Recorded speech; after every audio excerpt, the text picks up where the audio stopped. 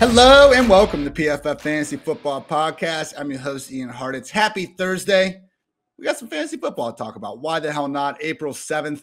I've had a fantastic day, mostly because I am now a proud Romeo Doubs lifelong fan. Maybe he'll go in the 4th round. Maybe he'll go in the 5th round, but you heard it here first. This is officially a podcast centered around Romeo Doubs and the other fantasy football happenings. Got to find out if I'm pronouncing his last name right before I go all in on this, of course. Joining me, as always, none other than PFF Rockstar, the finest analyst we have to offer, Dwayne "The Rock" McFarland. Dwayne, how's it going? I'm not sure if you've noticed, but in the podcast descriptions, I've started giving you like a different title every single episode. I have noticed. I'm enjoying the bit. I have noticed. I love the tweet today with father. You are a father. People forget. Yeah. It just kind of sounded like you were saying I was your dad, which I'm not quite old enough to be, I don't think, Ian. But yeah, probably close. It's probably borderline. I probably could have done it. Like, it wouldn't have been a wise move on my part at that age. Yeah, man, I'm super excited. Like, again, like talking strategy, talking all the fallout from free agency. I mean, you got rookies on your mind. Look, if I can be on the front end of learning who Ian's next Auden Tate, Cordarrelle Patterson, Duke Johnson is, like, man, I'm all for it. I want to hear all about like Dubes or Dobbs or however you say it. You just keep stretching the timeline, Dwayne. Then you're never wrong, and then people just forget eventually. I think that's the key to making it in this industry. Today, we got two main topics we're going to be going over. I have 25 players whose stock is on the rise after staying home in free agency. We're going to run through that list. And also, Dwayne has done some fancy-dancy reverse engineering of some best ball ADP data, and we've basically been able to touch on, this really important range of drafts, which lines up with our underdog draft that we did on Wednesday. You can catch that stream again Tuesday, Thursday. We'll have our normal episodes on here. Wednesday, going to be doing the best ball streams. And starting next Monday, look out. Going to have some USFL goodness coming your way as well. But Dwayne, let's focus on the present. And that is the 25 players whose stock is on the rise after staying home in free agency. We've devoted some podcasts throughout this offseason talking about how generally, if you're a player that enters free agency, your team decides they do not want to bring you back and they can't even get a return for you in the trade market, it's probably not good to chase them in Fantasyland when they are changing teams. On the other side of things, I think we sometimes underrate the continuity that exists with a player not in the news, not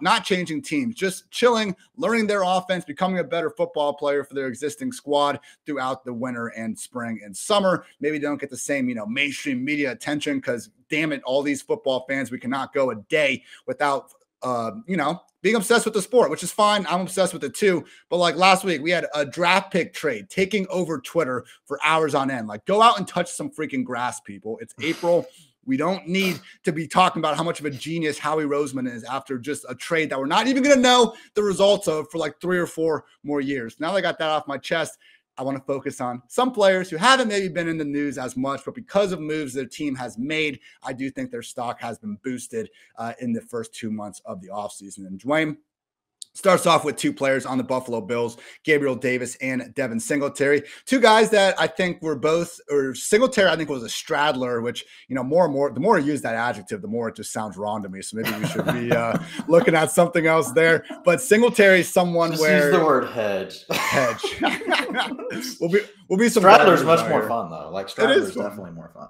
It is fun. So Singletary, we talked about just how great he was towards the end of last season. Now he really did. After that, just debacle of a game against the Patriots, the 14-10 loss where the weather conditions were out of control, the Bills leaned on Singletary as their legit RB1. We had the J.D. McKissick hoopla going on there. He didn't come. They end up bringing in my guy, Duke Johnson. I love Duke, the use all-time leading rusher. You guys have heard the spiel before. With that said, for that to be the only addition in the running back room at this point, save for a Breece Hall type being added later, which is possible. Either way, Devin Singletary shaping up as a big winner. Gabriel Davis as well. I mean, the fact that they did not bring back Emmanuel Sanders so far. They have not brought in a new outside wide receiver. Right now, the only real additions to this Buffalo Bills wide receiver room, re-signing Isaiah McKenzie and then bringing in Jamison Crowder, fully expecting them to be splitting the stuff in the slot. So, Dwayne, I hear you when we talk about Gabriel Davis already being priced towards the ceiling. He's not someone in best ball land we should necessarily be focusing on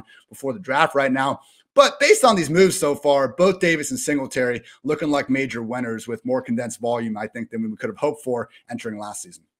Yeah, I think we have to go off the information that we have. Today, both of them, to your point, like they've kind of avoided, any, direct hits to their value so far. The Bills did add Jamison Crowder. They kept McKenzie, but those guys are going to, play inside the slot, which means the outside role for Davis is really still protected. We just need to avoid like a Jameson Williams, really any first round receiver, which when you look at, the Bills, I mean, they've been connected with several. Lately, Christian Watson has been one. I know we took him yesterday in our best ball draft. So just got to avoid those things. The main thing for me with Davis, I think you're hitting on the right stuff. I just think and you've already said it, like, I'm not going to draft him today just because I think there's a good chance the Bills take someone and so even if you are a Gabriel Davis truther and you like him, well, then fine. It doesn't have to change just because they draft someone. It just means you're going to get a cheaper draft price. For me, if they take someone, it's going to knock him pretty far down the board for me, though. Like right now, he's pretty much being taken as the wide receiver 2 on Buffalo, which I think is fair. Like that's what he is. But it's wide receiver 33 off the board. My guess is if they take a receiver in the first round or in the second round, first round especially, like what are you thinking, Ian? I bet he drops maybe 4 or 5 rounds if it's a first round receiver. Because I think people also want to believe that for whatever reason on Gabriel Davis, I guess it's a really, the community's pretty split on him. People either love him or they don't. But usually in a situation like this, like if there's enough, negativity around him, from some group, of players, which is probably half the community, like I think it'll spill over, like if they take a receiver. So for me, it's just about waiting, because even if they don't take one, like his ADP is not going to go up. Yeah. Like I don't think his ADP is going to shoot up from where it's at. And I saw Dan Orlovsky, who I think maybe gets even too much shit on Twitter sphere sometimes with some of the stuff he says. I tend to give people like him and Colin Cowherd, like when you're talking that much every single day, like not every single thing that comes out of your mouth is going to be the most polished thing. So cut the guy a little bit of slack there. Obviously, has more real life football knowledge than any of us fantasy analysts could ever dream of. But I just saw him. He was talking about the Giants and Brian Daboll coming there, and he brought up how the Giants were like one of the worst, not worst, but one of the league's least users of 4 wide receiver sets, whereas the Bills were like first or second. So I can see that narrative coming to fruition. But at the same time, Dwayne, like the Bills might be first or second. Them and the Cardinals are always 1-2 in uses of 11 personnel. With that, or I guess it'd be 10 personnel, excuse me. Football aficionados, 10 personnel.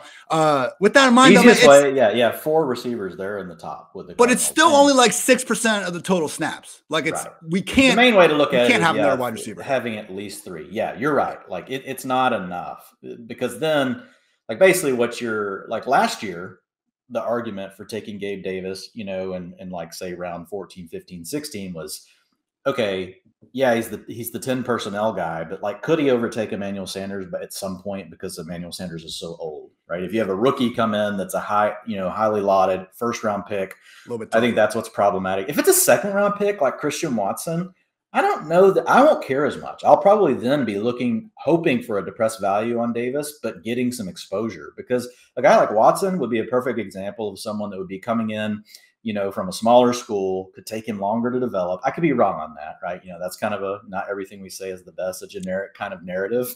But I mean, we could see a second or third round pick come in and not immediately earn that playing time. I think Davis would still have a shot, but if they somehow like Treylon Burks or Drake London or Garrett Wilson or Chris Olave, one of these guys, fall in their lap and they take them, that would really concern me.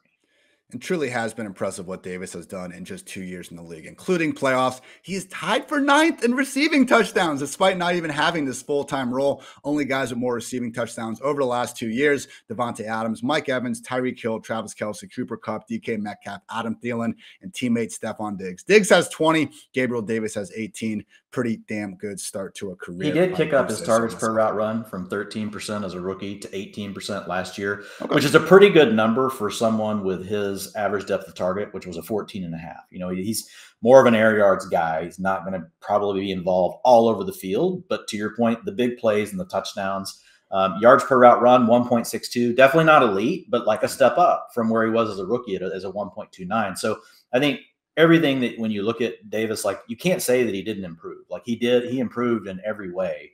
He ran slightly less routes in 2021, so that would really be the only negative per se.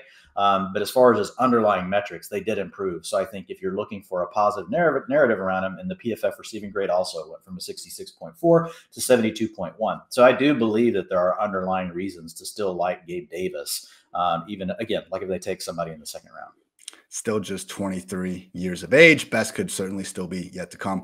Next player, New York Jets running back Michael Carter. Only real move in free agency was them re-signing Tevin Coleman, who, was the week 1 starter last year, but Carter was starting, I believe, by week 5. And even after Coleman came back from injury, it still was largely the Michael Carter show. Like when we can bring back someone to the situation that we've already seen the player in question beat out, that's a best case scenario. And other than that, man, they have not added to this running back room. Maybe they could in the draft. That's the caveat with every single player we're going to talk about. We don't know who these teams are going to be drafting, but Dwayne, like the need for a running back with the Jets is like they're in a better spot this year than they were last year. Like if they weren't going to use a day 1 or day 2 pick last year on the position, I don't think we should necessarily assume that they're more likely to do so this year after what we saw Carter do, which was really be awesome, man. Like this is not holding on to, I think sometimes with Kenneth Gainwell, when I see him as hyped as he is, I wonder how much people are just holding on to his pre-draft assessment and everything, and they're kind of discounting everything.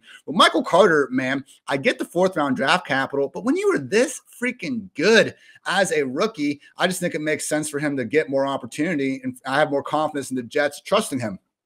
Chart I pulled out a lot throughout the season is basically trying to look at running backs who are the best individually, trying to remove their offensive line, their environment from the equation. The 2 metrics we use for that, missed tackles forced per carry and yards after contact per carry. And my God, the group of players that he finds himself in, Rashad Penny, Nick Chubb, Javonte Williams, Josh Jacobs, and Dearness Johnson, who were all pretty freaking awesome last year running the football. We also saw Michael Carter catch passes, show the ability to, particularly when Mike White was under center. Dwayne, again, we got to make it through the draft just like everyone. But right now, man, Michael Carter, if they don't draft a running back, I'm not super convinced that his stock's necessarily going to be shooting up like more than a round or so. He could be someone right there, in the mid-late rounds where we are probably not late rounds, but in the middle rounds that, hey, he all of a sudden is priced as an RB2, RB3, and he might just have the chance to get that RB1 workload. Yeah, I think Carter will shoot up if he avoids something in the draft. I think he'll shoot up probably 12 to 24 spots. And here's why, because once you get to the quote unquote dead zone, which may not be so dead this year, but people are going to want to profile the younger backs, right? I think there's a chance, people will skip over Zeke for him. I think, as you start to look at the ages of some of the other guys, like people will gravitate to Carter. The other really great thing about him, man, not quite at like the McCaffrey, Alvin Kamara level, but man, targets per route run, 23%. Like that's just one tier below those guys. And he's a guy that when he came out of college, some of the best film guys in the industry, like Jay Moyer, like had already pointed out, like what a good receiver this guy could be out of the backfield. So you got the film matching up with the first year data, which is always a good thing you want to see. Yards per route run, man, 1.48. So the other side of it for Carter. So I had him in my strategy article yesterday, also as a straddle, kind of like I'm straddling yesterday and today. I got my same shirt on, but I took a late shower yesterday, everybody, just so you know. Anyway, didn't even put any new product in the hair. Just woke up and came in here and just started jamming. But it's a great day to be great, Dwayne. It's a great day to be great. Like kind of poking up back there. But anyway, like if you look at Carter, the plus about him, like if you want to go ahead and get some exposure to him now, I think it's good to wait a little bit. But also when he's at ADP or below in best ball, I want to go ahead and take him because I think if like to your point, if they don't take a back, I do think his ADP is going to go up. But even if they do take one, like those numbers as a receiver are already so good, and you already hit on the explosive stuff, I think there's still a chance. Like even if he's in a committee, he's probably going to have the receiving down work. I do think there's a really good chance they take it back because the Jets they're not going to do it with pick 4 or pick 10, obviously. But they have 2 picks in the second round, 35 and 38, and they've got a third rounder, pick 69. Oh. So really, those 3 picks are going to be key. You got to avoid the 2 second rounders and that third rounder.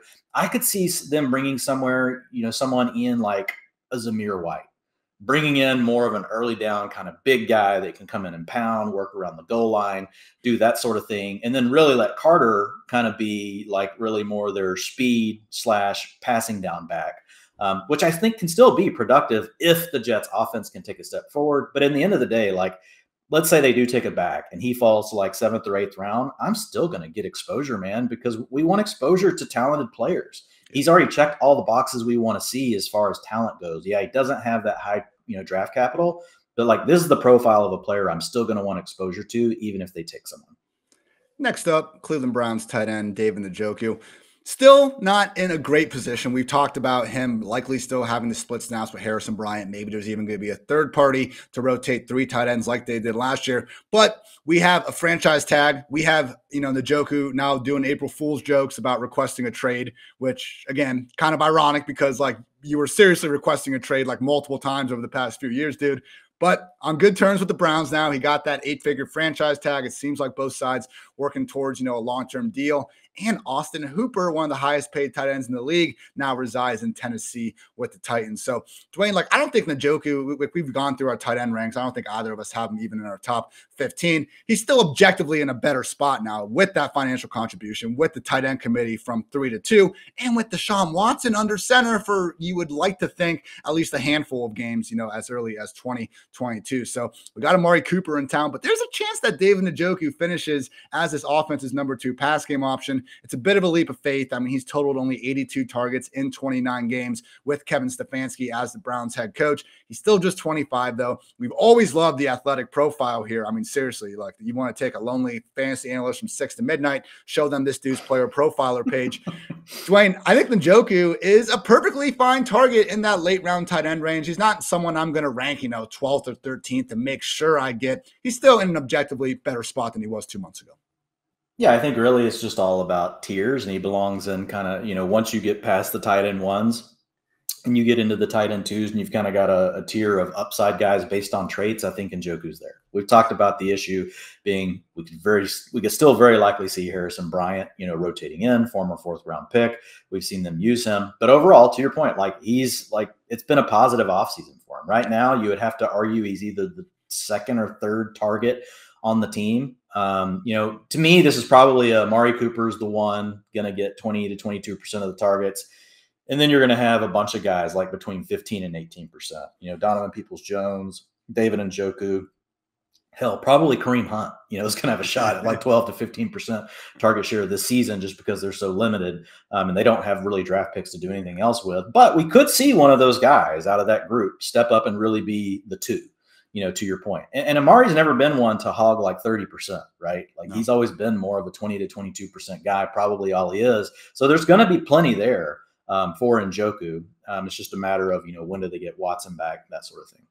You could even argue Donovan Peoples-Jones pretty solid. We knew he wasn't going to be like the outright number 1 going to next year. So to get someone like Cooper that I don't really expect to be overlapping too much in their route trees, probably DPJ going to continue to be the field stretcher. And to your point, Cooper never been someone that's exactly vying for 150, 60 targets on a yearly basis. To only have Cooper and then Jakeem Grant was the other addition at wide receiver. I think you can say it to a lesser extent. Nice little win for Donovan Peoples-Jones as well. To me, if you knew Watson was playing the whole season, basically Donovan Peoples-Jones would be your comp to MVS, who's going like 6 or 7 rounds ahead of DPJ. That's 100%. An arbitrage play. Love it. Indianapolis Colts, wide receiver Michael Pittman, wide receiver Paris Campbell, and tight end Mo Alie-Cox. We just had players drop off, and the spots have not been filled yet. Both Zach Pascal and T.Y. Hilton are seemingly going to be playing somewhere else. Pascal is already on the Eagles. Hilton, I don't think he's coming back. He's not retiring. He's made that clear. I would think if he was coming back to Indy, it would be done right now. We'll monitor the situation, but it's looking like Michael Pittman, who was already going to be the number 1 receiver, more established as that than ever. And now suddenly Paris Campbell, sorry to all you Ashton Dulin stands out there, but it is looking like Campbell, if the season started tomorrow, would be in starting 2 wide receiver sets alongside Michael Pittman. Obviously moving from Carson Wentz to Matt Ryan is an improvement. Dwayne, I saw you had a tweet out a couple of weeks ago, like every area to the field, Matt Ryan is more accurate than Carson Wentz. Even in a down year last year when Ryan didn't have really anybody to throw to throughout most of the season, he was still better than Carson Wentz, who Honestly, I think he's almost getting dragged a little too much recently. Can the Colts go more than like 2 days without uncovering some other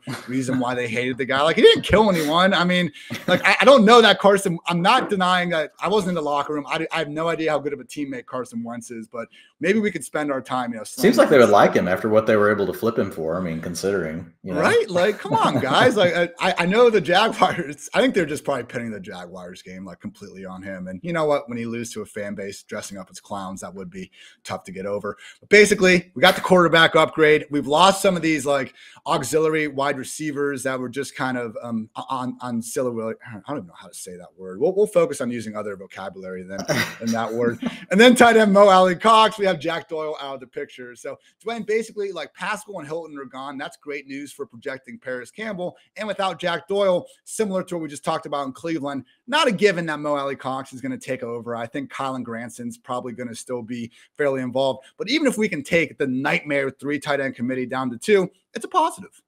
Yeah, I think what this has done is it makes Paris Campbell and Mo Alley Cox nice late round targets. And right now, like, you have to feel great about Michael Pittman. I mean, talking about a player that went from a 1.37 yards per route run as a rookie to 1.95 targets per route run, 16% to 22%. He actually accounted for 24% of the team's targets last year. I mean, PFF receiving grade went from 62.6 to 79.9. So like everything was aligning for Pittman. Looks like he's going to be has a chance to grow into being the alpha on the team because the pecking order is wide open. And, his profile also looks like it's ascending towards that direction. So it could be that perfect mixture of, chocolate meets peanut butter. We're going to have a Reese's peanut butter cup here with Michael Pittman. If he was a candy, that's what Michael Pittman would be. Remember that Family Guy skit when Reese's got invented? It was like the drunk driver was like eating a chocolate bar, and then the cop was like eating some peanut butter, and they crash, and all of a sudden like another cop tries it, and he's Officer Reese's, and then he just kills both guys. Yes, I do. Reese's. And that kind of came off of like you were probably not even born yet, Ian, of the old commercial. There's a dude walking one way down a street and a woman towards a corner. And one guy's eating a bar of chocolate, and the woman, for whatever reason, like got a tub of peanut butter, and like they just bump into each other. And he dips the chocolate bar into the peanut butter, and she's like, "You put your chocolate in my peanut butter." He's like, "No, you put your peanut butter on my chocolate." So anyway, that was the Reese's commercial. You have to go look that up, Ian. Wow, I just got boomered. That's my bad. Total boomer. I remember I was sitting at a bar one time, and I think it was a Santana song, or no, it was. I found out basically that Santana had covered a song. I don't think it was Evil Ways. It was a jam though. And I heard the original version, I think was by the Monkees. And like I told this older guy next to me at the bar, I was like, man, like I really prefer the original version of the song. And he was like, listen, youngster, like this is the original version. I was just like, all right, I'm really sorry for ever opening my mouth to you. But next group that has improved throughout the offseason, back on topic here, the entire Denver Broncos offense. Obviously, you had Russell Wilson to town. That's going to help. But even elsewhere, man, we've had some of these more crowded position groups even out for us. Melvin Gordon is still not re-signed. Maybe he is, maybe he isn't. Dwayne, at this point, though, for him to not be in there, even if Gordon is back, I think we could at least maybe elevate Javonte to more of a 60-40 split. Seemed like it was trending that way anyway. He was the better running back last year. Gordon was still good, but I do think based on just how long it's been for Melvin Gordon, he's over the 1,500 professional carry mark that we talked about with Tage and stuff throughout the offseason. So Javonte obviously got the touchdown upside, and with Gordon still not there, it's looking good for him. Courtland Sutton, Jerry Jeudy, Tim Patrick having the upside from Russ being in town, and keep an eye on that KJ Hamler knee recovery. I think I forget the source, so excuse me, whoever pointed this out, but apparently not exactly just your cookie cutter ACL tear. Might be a situation where he is either on the pup or just not really going to be as much of a factor. Either way, with Sutton and Patrick having those long-term deals from the end of last season, I think we can confidently project Sutton, Jeudy, Patrick in some order as the big three, and then Albert O with Noah Fant now in Seattle. He is established as their number one tight end. They didn't really bring in anybody in free agency to make us think that's out of the picture. I think we're going to see these just prices continue to creep up, Dwayne, because it's looking like a top 10, top 12 offense. But right now, Russ and Javonte are the only two guys in Fantasyland that are really being priced that way. I'm very interested to see what happens with this because I was just, looking at some stuff this morning, for this article we'll talk about in a minute. But I mean, like Jerry Jeudy went from really going between rounds 8 and round 9 to now he is, it's a tight grouping. Like if you look over the last 7 days, it's like over 20 drafts over on FFPC. Thanks to Fantasy Mojo for this data. He is going between rounds 4 and rounds 5 every draft. Like there's only one outlier. One time did he make it to the 6th round. So he's really getting a tight grouping, and that's all happened since the Russ trade. Very similar thing going on for Courtland Sutton, just slightly behind Jeudy. People seem to favor Jeudy slightly more, probably because he's the younger guy, got the 1st round draft capital. So we get that. Last year he was hurt. So yeah, I mean, I think these are guys that I will be interested. I don't know that Jeudy can climb much more than that. I think Sutton could potentially climb a little bit more, and I definitely think Albert O's already made a big swing too. Like Albert O, like was nowhere. Like he was basically like round 17 type thing going on. And now that you've got, Russ in town, and it makes sense, man, like these players are moving up, but he went from being basically around 18, 19 pick to Albert O is consistently. Now this is tight end premium, so it's going to be a little more than what you would get in a non-tight end premium league, but he's going between rounds 8 and rounds 10. So like, wow, like he has shot up, 8 rounds basically. Great stuff out of Denver. And yeah, that Sutton Jeudy debate's going to continue to, I think, be one of the major storylines of the offseason. Them Dallas Cowboys, Michael Gallup and Dalton Schultz, big-time winners. I mean, Gallup, we need to see exactly when he's going to be back from the ACL. I understand he actually didn't have surgery until early February, but getting that 5-year, $60+ million deal, the Cowboys having the confidence to part ways with Amari Cooper, it's good news for Michael Gallup. He now projects as the number 2 pass game target in Dallas if everyone's going to be healthy across 17 games. And looking at where he's being priced right now, man, in that wide receiver 3, wide receiver 4 range, look, he has the role, seemingly, that Amari Cooper was going to have. I know the injury plays a part in this, but there's no way Cooper will be going outside the top 20, 24 wide receivers, I think, if he was back in Dallas. And we didn't have to worry about Michael Gallup there, because that was the problem in Dallas, similar to Tampa Bay. When all 3 of these guys were healthy, much harder to figure out where the targets are going. Like, there's a reason why in week 1, like CD and Cooper both had like 13 and 15 targets, because Gallup was injured after the first quarter in that game. So something to keep in mind with Gallup. And I think the same point applies to Schultz, but the other positive we get here, like Dwayne, we both consider ourselves Cowboys fans. We've watched all these games. I'm open to the idea that Blake Jarwin was a higher upside tight end for this offense. I think the Cowboys paid him accordingly, couldn't stay healthy really for the better part of the last 2 years, and he's not released. So even if we all kind of look at Dalton Schultz, you kind of rank the top 6, 7 tight ends in fantasy. I think we all agree that, your Kelce's, your Wallers, your Pitts, Andrews, Gronk, you can name all these tight ends, and they, I think, are better real life players than Schultz. Looking at those targets, looking at them coming back into the league, reigning number 1 scoring offense, the more condensed targets we can get, the better, man. Yeah, I think these guys all took a big step forward. And there's, there's speculation that Dallas could look at like Treylon Burks, former, Arkansas guy, Jerry Jones went to Arkansas. Like there's these connections. They had him in for, a private visit. They saw him at the combine. But typically when I look at visits, it's more around like position. Like, are they seeing a bunch of receivers? Are they seeing a bunch of tight ends? That sort of thing. And Dallas is definitely visiting with a few of each position. I don't think the tight end class is good enough to worry about. I think mainly for Gallup, he's just got to avoid someone like Burks or somebody like that falling to Dallas and they decide they take them. I think Dallas would be better served, Ian, to probably take an offensive lineman, but I wouldn't disagree, with a wide receiver pick. But my thought is if you like Gallup enough to go ahead and pay him and you moved on from Amari, I mean, why not go ahead and grab a guard? Why not go ahead and grab, a tackle if you think that can really help, Dak have a little bit more time, maybe help the running game out. So I think that's the main thing. We just got to see what happens with the draft. But yeah, for Gallup, if we start hearing positives around his ACL and he avoids that, somebody going in the first round to the Cowboys, I think his ADP will definitely start to climb. I think it's a tad low. It's probably low. It's low. It's fine where it's at with the unknown around the ACL and the draft. But I think if he makes it past those 2 things, he's definitely going to be a guy that can climb.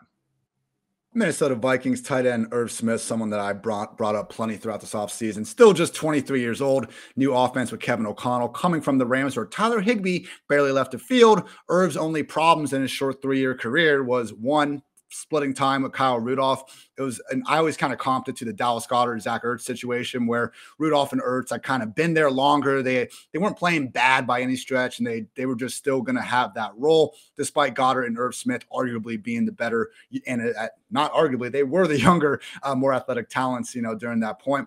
but that's no longer in the picture. Tyler Conklin took his talents to the New York Jets, which is huge. We don't even have to worry necessarily about a rotation. All signs are pointing up for Irv Smith. I was really impressed with what he did his first 2 years, having that draft capital from Alabama. It's just, everything's pointing up for Irv. And I think, Dwayne, some of the stuff we've talked about with the Denver Broncos being a stack that really has some upside and it's affordable, I think is also really true for the Minnesota Vikings, other than Justin Jefferson, of course. But if we are going to be, when we will be every Wednesday for the rest of the offseason, in these best ball tournaments, I know you've been a proponent of maybe taking Justin Jefferson as high as like the 3rd overall pick. If you get Justin Jefferson in round 1, man, I think you should really be looking at just completing the Vikings stack, because Kirk's going outside the top 12 QBs. Adam Thielen's like a borderline wide receiver 3. And Irv Smith is still prime in the late round tight end conversation. Like, God forbid, Dalvin Cook does have legal problems or the shoulder injuries flare up. We could see this be more of a pass-first offense in 2022. Like, we're bringing back guys like Patrick Peterson who have no business being a starting cornerback in the year 2022 at this point. I don't know if leaving Mike Zimmer is going to produce, a better version of the defense. Like, that doesn't make sense. Minnesota Vikings, man, like, I like them. I don't like it. I love it, as you would say. Yeah, there we go. I love that plan. Basically, if you're at the second half of the first round right now in drafts, like, it should just be an auto pick. Like, you should, once you get to Derrick Henry, just get Derrick Henry and the name becomes Justin Jefferson from then on in the first round. He was 2 picks away from us yesterday, Ian, but we'll get him. But no, what you're saying, look, we got a former 2nd round pick. He's only going to be 23 years old in Irv Smith. He had made a step forward in year 2 when went from 2019, had a 63.3 PFF receiving grade. In 2020, he had a 75.4. Of course, last year got hurt in preseason, missed all of that, due to the injury. But just looking at his targets per route run, his yards per route run, they also went up from a 1.02 to a 1.30. So not great. But remember, it takes tight ends a little time to get going in the league. We've talked about it multiple times. So if Irv Smith were to come out and really flash, would we be surprised? I don't think we would be. And look, Thielen is getting a little older. There's a chance that the number 2 role in the offense, if Smith can take a step forward, could really become Irv Smith. I think that's in his range of outcomes, is that Justin Jefferson's the 1, he's the 2, and Adam Thielen is the 3. I'm not saying that's going to happen, but I think based on where the 2 players are in their career, in the new offense we're going to see them run, I think it's in the range of outcomes. There's only a handful of tight ends that if you look at them and you even say number 3 pass game option, there's only about 10 or 11 of them. I'm not going to pull up the list right now, but there's only about 10 or 11 that actually have that opportunity. Irv Smith is one of them, and so is their next guy on the list. Actually, 3 members from the Chicago Bears. Tight end Cole Kmet, wide receiver Darnell Mooney, and running back David Montgomery. It's just a matter, Dwayne, and we were kind of talking about the Bears a little bit yesterday, or maybe the day before. We talked so much during the week I can barely keep track sometimes. But the Bears, it's been frustrating to see them not make more of an effort to surround Fields with weapons, but they might just be waiting towards the draft. And I do think investing more in the draft than free agency is a good method. I just really hope we're not coming back here on May 1st and, we're looking at the Bears draft and they didn't use any of their, slim remaining day 2 picks on the wide receiver position. But basically, as things stand right now, the following guys are no longer with the Bears after being on the squad, in 2021. Running back Tariq Cohen, running back Damian Williams, wide receivers Allen Robinson, Jakeem Grant, and Damiere Byrd, and tight end Jimmy Graham. So it's just kind of the common theme here, Dwayne. We've had competitive depth charts and position battles, borderline committees, and when we're losing parts of that, it's great news for the guys remaining. So Darnell Mooney looking like one of the cheapest true number 1 pass game options in all of fantasy right now. Cole Kmet firmly in that late round mix, and David Montgomery. We're not positive he's going to have a 3-down role. It is a new offense, but we've seen him handle that before. And man, we haven't had to worry about Tariq Cohen over the past 2 years because he's been so injured. But having him, man, it's equivalent to J.D. McKissick in terms of just the total target share that dude is capable of bringing in. So just having the chance to, again, be flirting with that 50-plus reception mark for Montgomery is absolutely massive for, trying to argue that he should be one of the running backs to target in that RB2 range. For sure. I mean, look, here's the thing. David Montgomery was going as a 4th-round pick last year. And so now he's still a 4th-round pick, and you've got, all these other guys gone. And he's shown that he can be involved in the passing game. He's not an elite receiver out of the backfield, but he's good. He can do more than just catch swing passes. We've seen him on bullet routes, Texas routes, out and ups. We've seen him do different things, throughout his career, and they could use him even more in that way. So yeah, I like Montgomery. I know some folks will point to, well, he doesn't really have an elite trait, which I agree with that, but he's still a young enough back that I think this could be the year where they just let him, run with it. And again, they don't have a lot of other options. So I think they're going to figure out how to get David Montgomery involved. But I think RB20 right now, going around 4, pick 7 on average, I have no problem, taking David Montgomery in that range, especially like if I start off with 3 receivers. And in that range, I think James Conner is fine, David Montgomery is fine. And then if you want to lay off of backs again for a little bit, or if you want to come back, you could take ETN the next round and then lay off of backs until like round 8 or 9. I think those are viable strategies.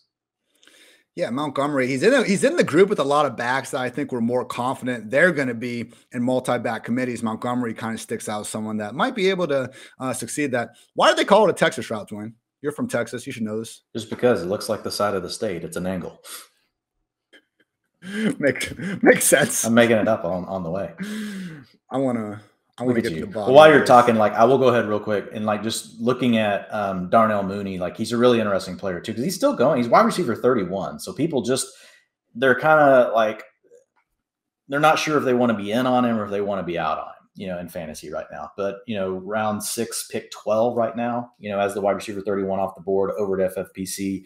Which starts 2 receivers and you have 2 flex players. So, if you want to play 4 receivers, you can. So I think he's very viable.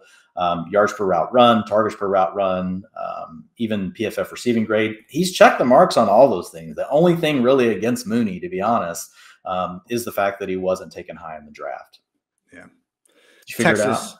Yeah, it looks like I think you're on to something there, Jim. It's called after the state, just absolute madness right there. Let's talk about putting stress on the middle linebacker, though. I don't know, man.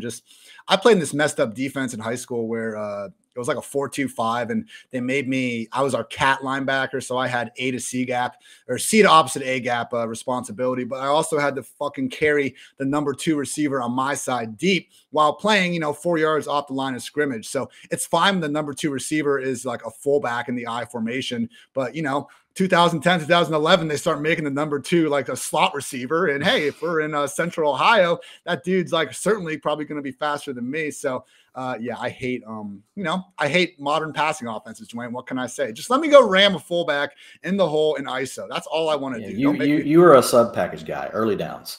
Don't make me move backwards. I was listening to what NFL? I think it might have been Emmanuel Sanders. He had that NFL hit, and it was pretty entertaining. Was that him who was talking about it?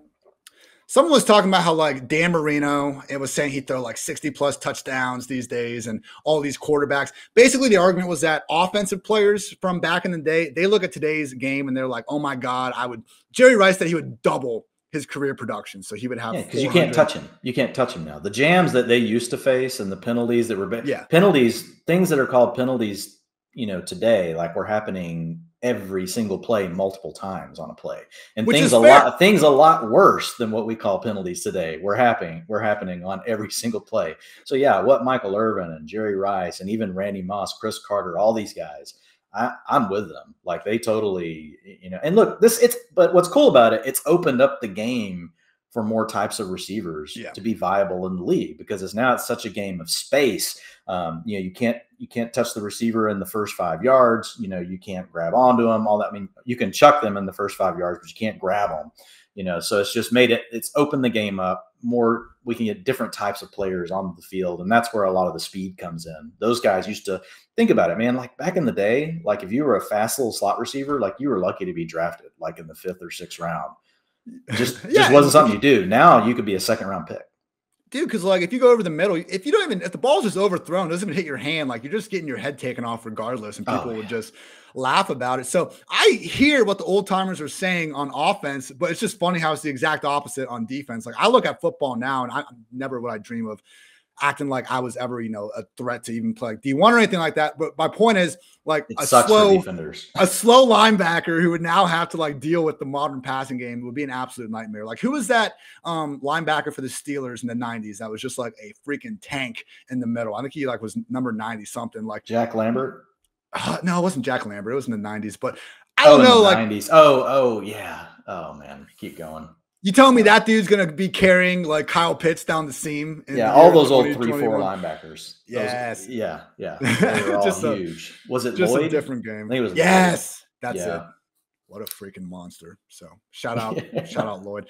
Detroit Lions wide receiver. We're getting off topic today. I like it though. Detroit Lions wide receiver Amon-Ra St. Brown is a winner. Yes, folks. I remember the morning of the DJ Chark signing and everyone was losing their damn mind over this stuff. It's not just that though. If you look at what the Lions have done at wide receiver and going to last year, like it was just such a joke of a position that they had. It was like the least amount of cap space in the league was devoted to wide receiver. They only brought in Amon-Ra St. Brown. It was a little bit similar to like what we were talking about Michael Carter and the Jets. Like there was nothing stopping the Lions from really addressing that position room more last year, and they really didn't. And now here we are a year later, and it's kind of starting to look that same way. They re-signed Josh Reynolds. They re-signed Khalif Raymond, both who were just on the outside of the formation for the heavy majority of last year. And they signed DJ Chark, who is projected to basically join them. If not, I would guess based on the money, probably start over Khalif Raymond. Either way, though, we're not impacting Amon-Ra St. Brown. Like Dwayne, Amon-Ra, we've talked about how good he was as PFF receiving grade, the group of guys he's in.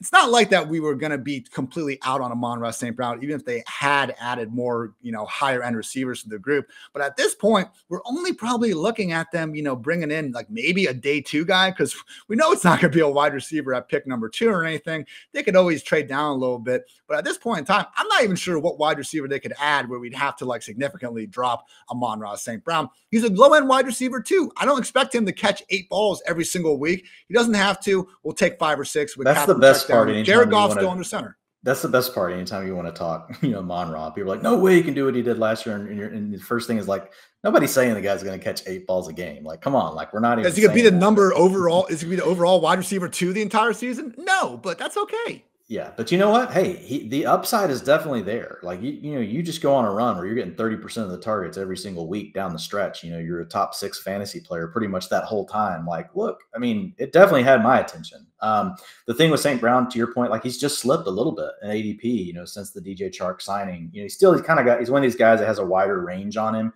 But right now, you can pretty much, according to Fantasy Mojo, you can get him in FFPC drafts in round 6.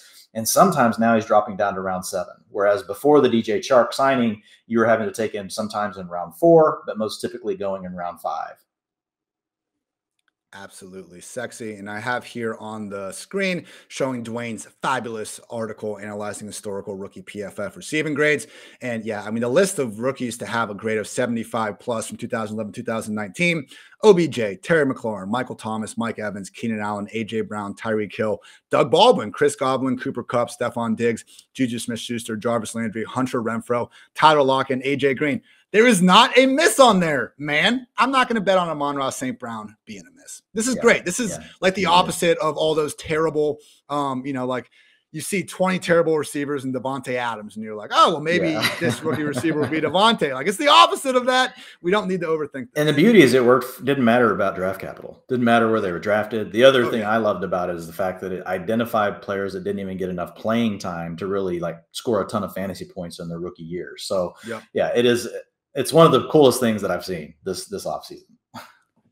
Fantastic stuff. Tampa Bay running back, Leonard Fournette. People are just hesitant. They're really hesitant on James Conner. Dwayne, we did see Fournette go as an RB1 last night. So I think people are starting to wrap their heads around it. But look, last year. You also put the invite out, and we've talked about him a lot. So I would like to see what it's like in a draft where we know we haven't invited people that listen to us all the time and just see what happens. But he's slowly rising. Sorry, you keep going, man. You're good. Only McCaffrey had more receptions per game than Fournette last year. And just in terms of expected fantasy points, only Derrick Henry, Najee Harris, and Alvin Kamara were higher. He was a top 5 running back last year. He had a top 5 workload, and he's back in the same offense. He has less early down competition without Rojo. And for them to only bring in Giovanni Bernard, a scat back who we already saw Lenny beat out by the time the midway point of the season came, it's just been a best case scenario for Fournette. So he got paid. Like, I think people, if you are holding anything against Leonard Fournette, like, I think it's just probably the Jacksonville thing still. Because ever since he's come to Tampa Bay, man, it's been nothing but fantasy success. Even in 2020, like you look at that playoff run, you look at what he was able to do at the end of the season once they really turned the backfield over to him. Tom Brady's back under center. This dream scenario for Fournette. Like we had that New England Patriots like meeting going out there. Not only just for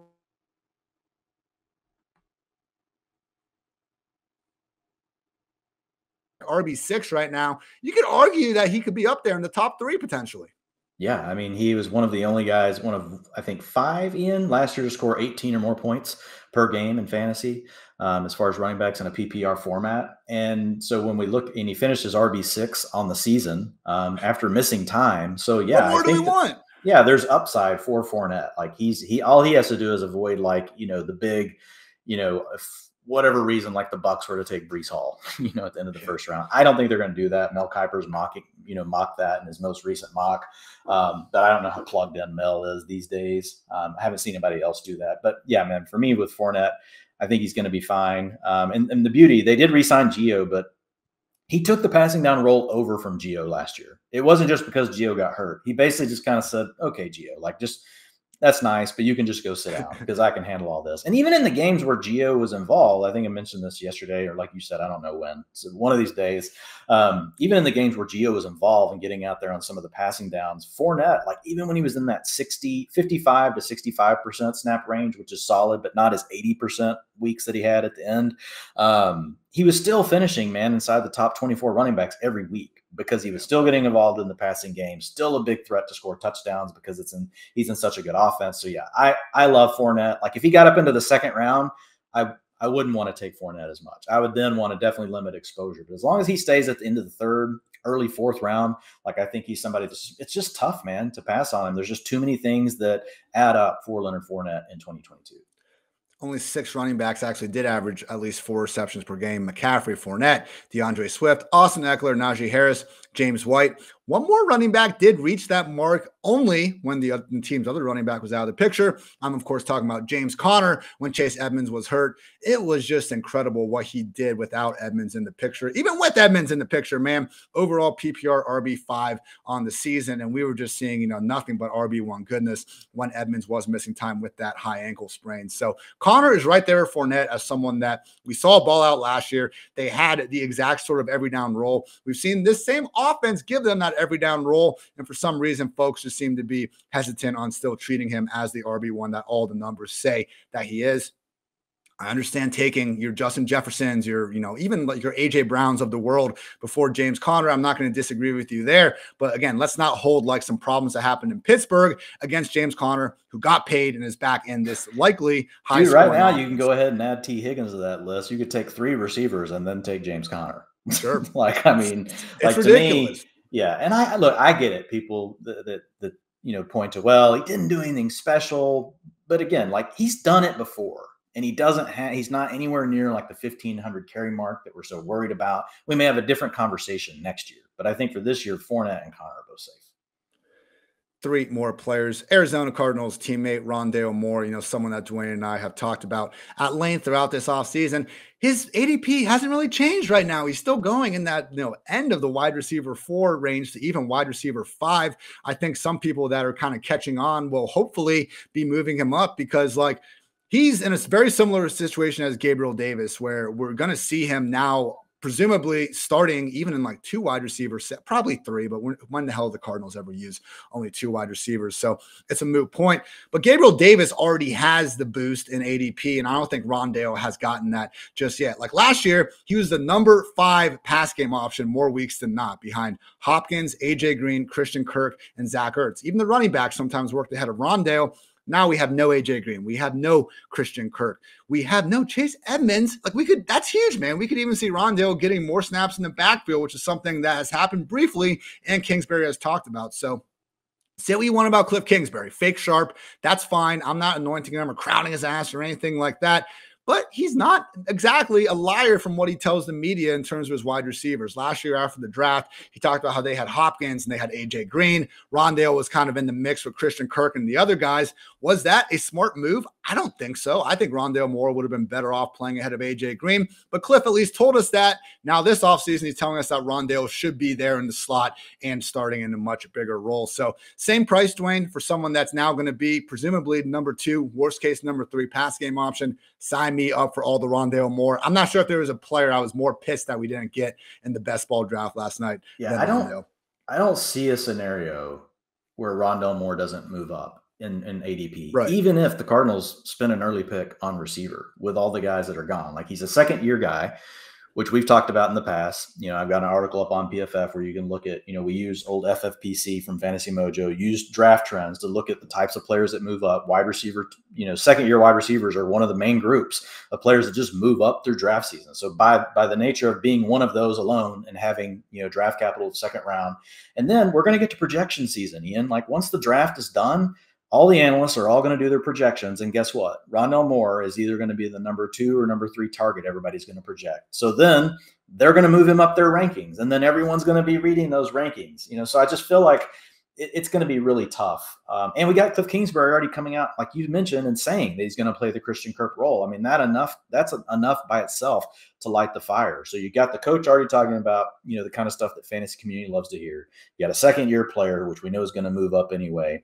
You got vacated targets, you know, and then the fourth thing, you know, you still got, you know, a situation where all these projections are going to come out, which ties to the vacated targets. Like, there's no way he's not moving up in ADP. Like, you should draft him every time you can right now. There's just weird like assumption going around. I've seen like in my mentions when I talk about anyone on the Cardinals too, that like, oh yeah, you'll have a good 8 weeks and then Kyler will, you know, just turn into a pumpkin and not give you anything during the second half of the season. Just realize, you know, if I understand, preferably every single fantasy player we have is peaking in the championship game, but those points in weeks 1 through 8, pretty damn important too. And I don't even, you know, based on the injuries that Kyler suffered, I don't even think that's side note, but I love what people are doing with Kyler. Like, people are just like, man, you know, I've got him in the top tier with Josh Allen. I'm fine though if you just want to put him in the top 5. We've talked through this, but right now, like, dude, Joe Burrow is going ahead of him now in the FFPC. Like, Kyler Murray is a round 6, pick 7 player. Like, that's in the range where, man, if he's there, like, even though, you know, you can get Brady and Russ Wilson and all these guys in the rounds after, and we'll talk about like what the later rounds look like in a minute and what you can do there. But man, I'm gonna jam Kyler Murray every time he makes it to that pick, because I think he's one of 2 players in the league that could put up 5,000 yards, you know, and passing and 750 yards rushing. Like, I don't think there's many guys that can do that. Falcons running back Cordarrelle Patterson, obviously one of, if not my single favorite player in the NFL. But no, guys, I have my objective fantasy analyst hat on here. This was always his best case scenario coming back to Atlanta. I understand downgrading from Ryan to Mariota is not ideal, but my goodness, Russell Gage isn't there. Calvin Ridley got suspended. Like, the only running back they've had is Damian Williams. We can see Cordarrelle Patterson. There is a version of the simulation that we live in where Patterson leads his team in rush attempts and finishes second in targets behind only Kyle Pitts. That could happen. And I know he is now an elderly running back, but my God, out of all these, you know, running backs that are 30 plus years old, Patterson easily has, you know, the least amount of wear on those legs. He just went for 1,154 total yards. I mean, 11 touchdowns last season. That's how many he scored in 2014 to 2020 combined.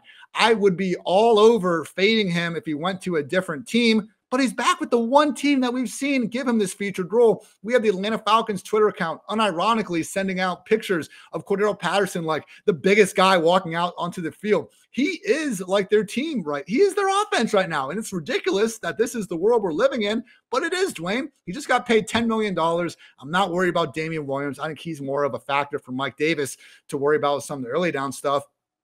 Cordarrelle Patterson, he's going to have the same role that made him a fantasy darling before he sprained his ankle against the Cowboys. And it's another point I brought up where, like, I do wonder how the consensus narrative would be around Patterson and Ezekiel Elliott if they had gotten injured and just not played the rest of the season. Because Patterson did try to play through the pain and he was kind of unsuccessful doing so, we seem to see the Falcons not really put as much on his plate. We have people looking at like the last 6 games of the year and I think unfairly holding that against CPAT too much. I'm not saying he's going to be the guy that he was for the top 10 weeks of the year. I'm not projecting him as a true RB1 or wide receiver 1 in fantasy, but he's back on the same squad. He has somehow less competition for carries and targets. And once again, Dwayne, he's the offense. So if we can get this dude as an low-end RB3, why the hell not? Yeah, I mean, when I look at Patterson, like, people are just like, I get it. He's older, but he doesn't have a ton of wear and tear on his body. I get it. Like, people could throw all these things at him and say, look, well, here's a question mark. Here's a question mark. And they would all probably be valid. But my only response is it's a round 9, round 10 ADP. Like, I mean, come on. Like, even if the Falcons draft someone, you know, in the second round, like say they take Breece Hall and bring him in. I know Breece is the name we've used over. I don't care. Kenneth Walker, any back that you say they bring in early, and we know that they're going to create a committee. I mean, aren't we already expecting that anyway? We know right now in the range of outcomes, like, you know, Cordarrelle Patterson could lead that backfield in touches. But I think the way you and I are ranking him is we're expecting like someone else to be brought in. And even if they are, like, he's still worth this ADP. Why? Because before the injury, the explosive plays were there, and we know he's using the receiving game. And we know Arthur Smith has unlocked him. He moves him all over the field. He doesn't keep him in the backfield all the time whenever it's like third down. Like, he'll put him in the slot. He moves him out wide. Losing Matt Ryan, you know, that I think hurts him because they seem to really kind of have a mind meld that they had going. But at the end of the day, like, look, he's going to get targets. He can make explosive plays. He could also add something, you know, in the return game. You know, you get a free touchdown here or there as a returner. I don't see. I can't imagine having like a super hard take saying you shouldn't take Cordarrelle Patterson when he's a 9th or 10th round pick. Like, if he was a 5th round pick, like, I could see somebody having more of a hard take. No, you can't. You got to pass on Patterson. Okay, great. But man, again, 9th or 10th round, like, especially in best ball where you don't got to pick the weeks, like, Patterson's a great value. Like, why should he be going behind either like Damon Harris or Ramondre Stevenson? Like, some of these running backs. You wouldn't have started those guys over him in the first 8 weeks last year. Amen to that. Last guy. Maybe in a standard, but definitely not in a PPR or a half. We don't talk about standard here. We don't. Seattle Seahawks. Means, like. Seattle Seahawks running back Rashad Penny. I think you guys have probably noticed a common theme here. A running back that returns to their original team, even if they are getting a little bit up there more in age, we can deal with far more easier than if they do have to transition to a different offense. Last 5 games of 2021, Penny handled 17, 13, 17, 27, and 23 touches. I'm sure won a lot of you your fantasy football championship out there if you were lucky enough to snag him on the old waiver wires. So, yes, the Seahawks offense is not going to be nearly as good without Russell Wilson under center. But as we've seen, Dwayne, look at 2020 James Robinson, look at 2021 Najee Harris. You don't need to be in a great offense to be a great fantasy running back if you just have that sweet, sweet volume. And it sounds like Penny's going to have the first chance at getting that. I understand that we can only take maybe one out of every 1,000 things that Pete Carroll says as truth when it's regarding his players' health or playing time. He did go out and say, though, that Penny will receive the first shot in the backfield. And when that first shot is against someone that, like, there seems to be a chance that Chris Carson doesn't play again. Is that fair? I'm not trying to be a dick. I don't know the specifics, but it's a neck injury that every time we hear any descriptions about it, it sounds terrible. So I hope Chris Carson goes back out there, has a long career. He's one of the most entertaining. He reminds me of Marion Barber, the way he just seeks out contact. So fun to watch. But if that's the guy that, like, we're thinking about maybe coming in and bringing in competition, and we're getting some words from Pete Carroll that it might not even be a competition depending on how well Penny plays, that's someone where, once again, Dwayne, 5th round, no. Same thing with Cordarrelle Patterson. If we had to go look at Penny versus a bunch of guys in the top 24, I would be out on him for some of these concerns. But as long as folks are going to keep ranking him outside the top 30 running backs, I think Penny is, are shaping up as one of the premier, like you said, once we get the projections after the draft and everything, Penny's going to have the workload of a running back that should be going a lot higher than where he's going. Yeah, I mean, to me, he compares to someone like Kenneth Walker, who's moving up in ADP. And I think with Rashad Penny, as people start to wisen up to what the true nature of what we're dealing with Chris Carson, which I think is going to be unknown. I don't think we're going to know going into the season. I don't think we're going to be told. But if for some reason, like, we see that Chris Carson isn't practicing, like, we'll know that. Like, if he's not able to practice by now, like, Rashad Penny's going to start moving up, in ADP. And that's really the only thing holding him down. Obviously, he's had the injuries in the past, but to me, you balance that with how explosive of a player he is. He's a former first-round pick. But, like, if you look at his, explosive rushes, which are 10 yards or more, like, he's up. And again, I know limited sample size, but played really well down the stretch, from that, standpoint last year. Will the Seahawks probably get someone else involved on passing downs? Yeah, but if he could pretty much take, like, say, 60% of the rushing attempts, even on a bad offense, as explosive as he is, I think he's going to provide value between round 7 and 9. Right now, he's going round 9, pick 1.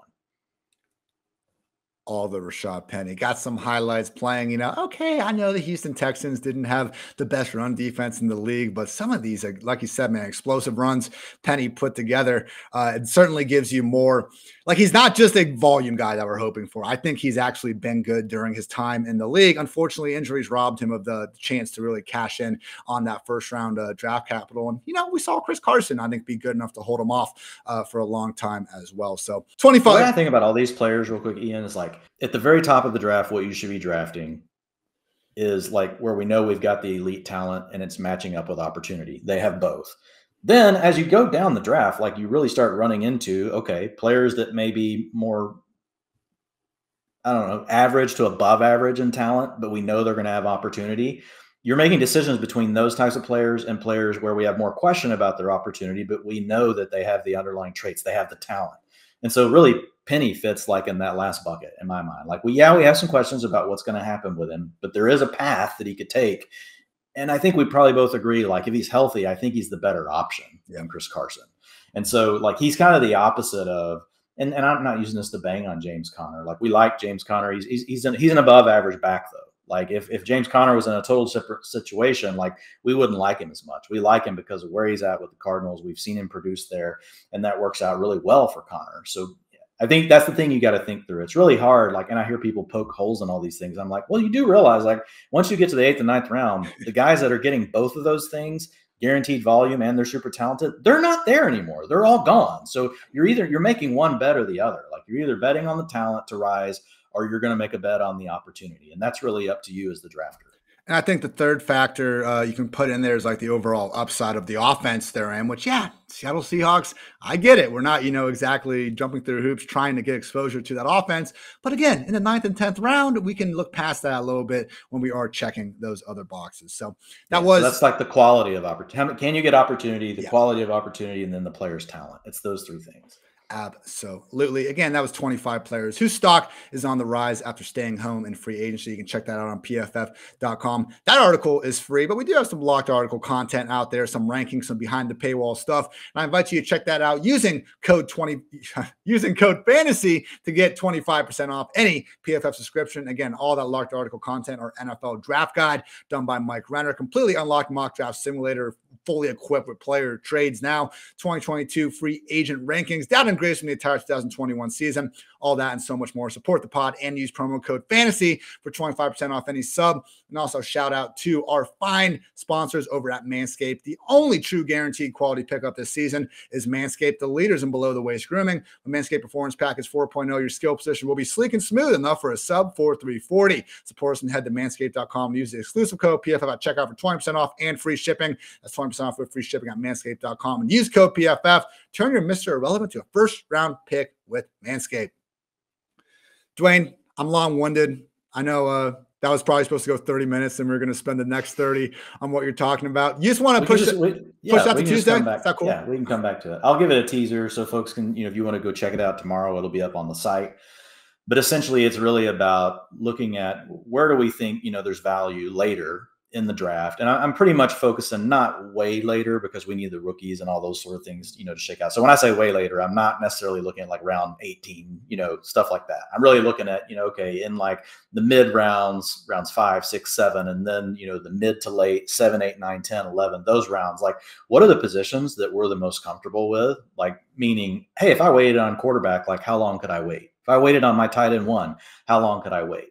Because every year that's a little different. You need to know where those cutoffs are. You need to know which positions you have more confidence in, because then as your early part of your draft unfolds, like say, for example, this year, we'll use tight ends as an example. This year, I think in FFPC per Fantasy Mojo data, 8th round is really the cutoff. You need to have your tight end 1. And that's a tight end premium format, right? So if you're talking your normal league that doesn't do 1.5 points per reception for tight end, it'll be a little later than that. But most likely these tight ends will still be grouped, in a similar way than what as to what you're going to hear me say. So right now in the 8th round, you can still get Rob Gronkowski, Zach Ertz, and Albert O. Okay. So you can have any one of those tight ends. So what this tells you is if early on, like you don't take a Kittle, you don't take a Waller, you don't take any of the other tight ends that go before that, you need to basically be earmarking, like as you go through your draft and that doesn't happen, you're like, I need to earmark my 8th round pick. Like it needs to go to tight end.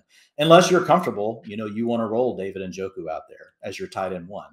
You could do that, right? I'm just saying if you want like kind of the last round of where you can feel really good about either upside or a solid roll, it's really there for me. And so what that does is it just allows you that as your draft's going, again, that you don't self-sabotage later. You're thinking about the way you're handling your draft. It could make you decide, okay, do I want to use a pick on quarterback? Can I? Should I? All those sort of things kind of come into play. But we'll focus mostly on round 7 through 10. And all I'll say, man, there's a ton of flexibility this year. You can get your QB1 between round 7 and 10. You can get your tight end 1 between round 7 and 10. You can get your running back 3s and 4s. You could even make it your RB2 if you want to take multiple running backs in this range and where you're just hoping basically each week one of those guys hit. And man, the upside at receiver, let me just name these because like it's so freaking hot. Like looking at this, like it's you got Kadarius Toney, a second-year receiver. You got Treylon Burks, Garrett Wilson, Drake London. All the top rookie names. And the other thing is, these guys are going to move up. Like once the draft happens, these players will not stay in these spots. Brandon Ayuk, yeah, he's in a solid offense, but it's really run centric. But again, like we were talking about a minute ago with Rashad Penny, Brandon Ayuk has shown us that he can do it. So like he's one of these talented year 3 players. We already talked about Rondell Moore. He's in that group. Chase Claypool, another talented year 3 guy. Rashad Bateman, a talented year 2 guy. So I mean, man, receivers, like when you get there, there's going to be a bunch of guys you like. So it could be really easy saying that, I'm going to take my wide receiver 4 and 5 in that range. And maybe that gives you flexibility to think about what you're going to do in your early rounds, differently. The bottom line is there's going to be a lot of flexibility this year, but you still need to be intentional and you need to be planning, because what I'll see a lot of guys do, or players do, they'll be drafting. They get to that round and imagine like you could already have 5-6 receivers on your team. And you get there and you see these players still sitting there. It's going to be hard to lay off of them. But if you don't have a quarterback or a tight end at that point, like you're going to have the discipline to go ahead and do that. So if you don't have that willpower because you can't say no to Rondell Moore and you can't say no to, Michael Gallup's also in that range. You can't say no to Treylon Burks. Well, then leave your wide receiver 4 or 5 open so that whenever you get there, you're going to get one of those guys, maybe 2 of them. So it's just helping you think through, okay, if I do this early, what do I need to think about later? Because I know what's going to be available. Great stuff that we will be going over in far more detail on Tuesday. Some conversations that we're already starting to have on our best ball streams on Wednesday. Again, really encourage you guys for those best ball streams to check it out on YouTube. I understand maybe not, the most pristine audio only experience, but we are out here trying to, as the old adage goes, help teach everyone how to fish, not necessarily just go give you the fish. It's pretty easy to go through, hey, here are my top 10 wide receivers ahead 2022. A little bit harder to actually go through each and every depth chart and have the strategy, the philosophy behind going into the drafts. Hey, other fantasy analysts, they can do their thing. But this is why Dwayne and I are, sitting here 3 hours at a time in March and stuff, trying to figure this stuff out because we want to make all of you smarter. Go get some freaking money in those pockets by the time August, September comes around. So thank you, as always, for tuning in. For Dwayne, I'm Ian. This has been the PFF Fantasy Football Podcast. And until next time, take care, everybody.